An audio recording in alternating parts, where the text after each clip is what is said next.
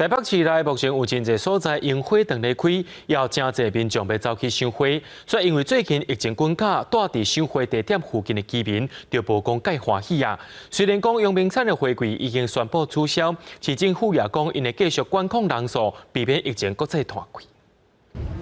规排的烟花开甲正水，幽明山并增加的烟花巷，还未到休困日，就有真侪民众来看花。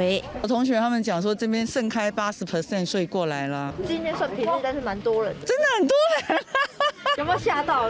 有点吓到。烟花大出，民众手要翕相，巷仔内拢是人，不过真少看，真侪人其实无挂嘴罨，还是有点担心啦。我们本来也是很犹豫，可是既然来了就来了吧。我都戴着口罩，所以我觉得还好，而且大家都要拍照，所以说拿下口罩，暂时拿下口罩是可以理解的。虽然最近疫情有较紧张，民众偷放心情，搁要找人较少的所在，其实真好找。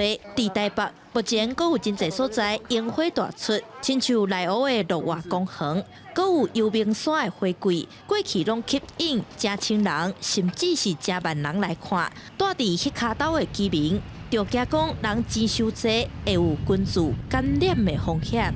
新冠病毒它的那个在户外，如果阳光照射的话，它是存活没有办法很久，所以在户外的空间，那尤其是大家都戴口罩的话，是不太会传染新冠病毒的哈。感染科的医师提醒，伫户外就甲防疫措施做好。